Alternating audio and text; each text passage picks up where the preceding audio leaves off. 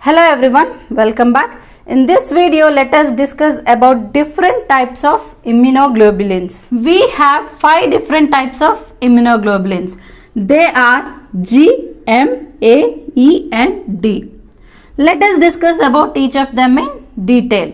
Coming to the first one, that is immunoglobulin G. The molecular weight of this immunoglobulin G is 150 kilodaltons. And the lifespan of this immunoglobulin is approximately 21 to 23 days. So this is the structure of immunoglobulin G. As we all know, there will be 4 polypeptide chains. Out of those 4, 2 will be heavy chains and 2 will be light chains. See here, this is the variable region of light chain and the constant region of light chain.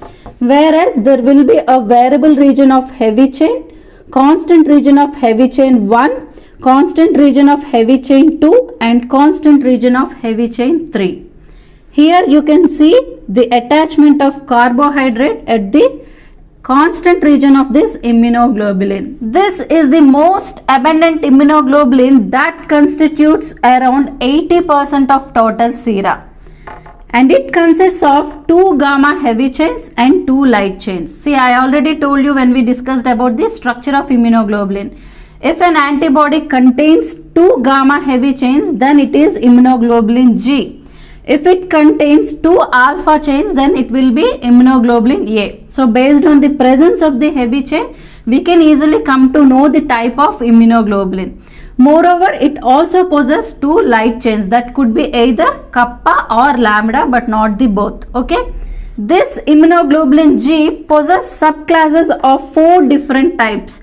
They are immunoglobulin G1, G2, G3 and G4, which have different sequences in their heavy chains and differences in their functional activity. See, each immunoglobulin will have a different function and the amino acid sequence will be different from one subclass to the other subclass. Okay.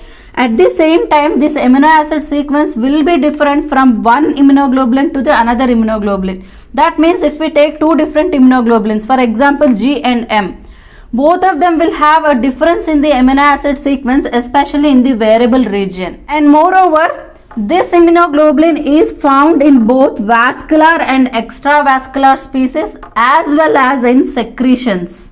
Coming to the functions of immunoglobulin G, when we discussed about the acquired immunity, there in case of natural passive immunity, I mentioned that human fetus will acquire some ability to synthesize antibodies. Those are immunoglobulin M antibodies. Okay. But the immunological response is still inadequate at the time of birth.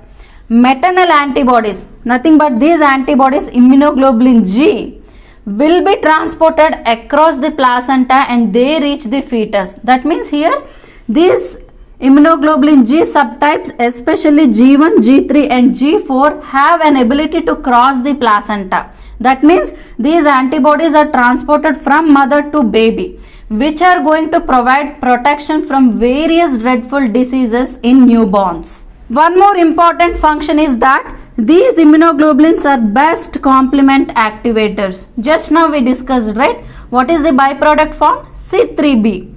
So the macrophages which have receptors for C3b will go and bind with the C3b.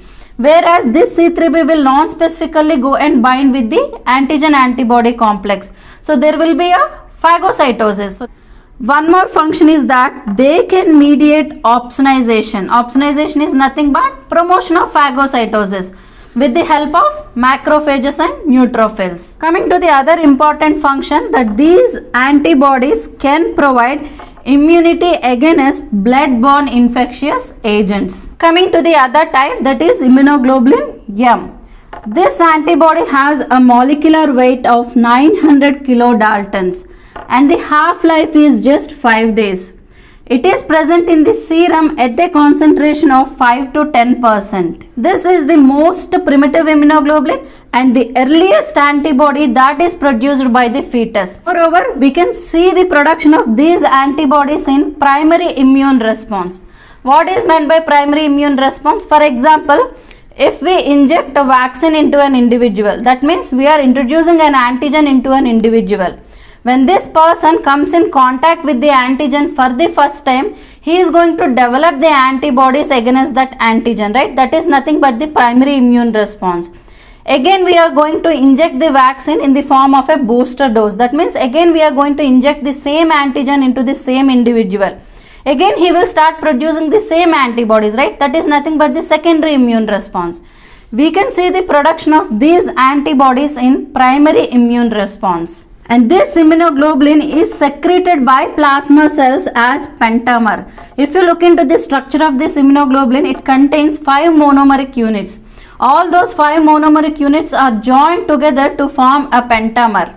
There is an additional chain called J chain, nothing but joining chain, which will make monomer into pentamer. All the 5 monomeric units will be joined together with the help of this J chain, forming a pentamer.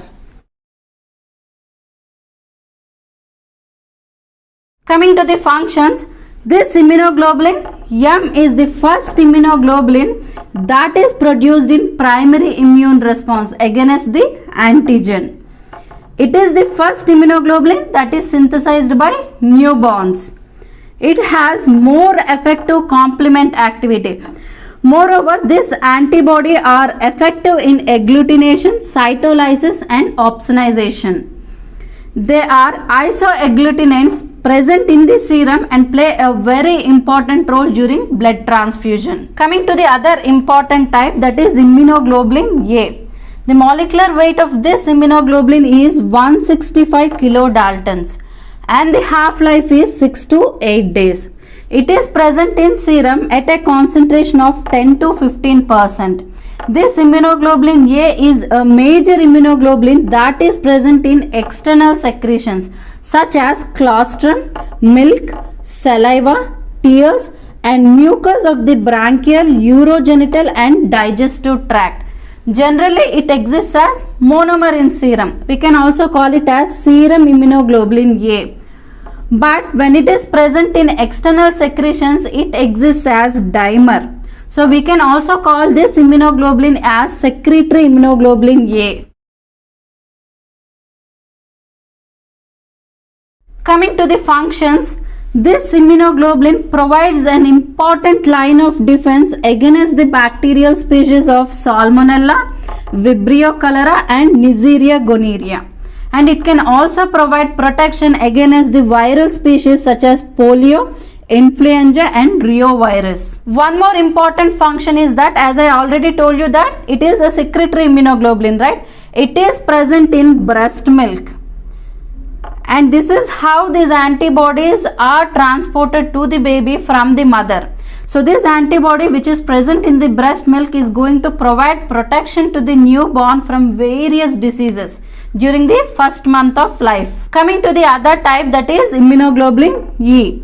This immunoglobulin E has a molecular weight of 2 lakh daltons and the half-life is just 2 to 3 days.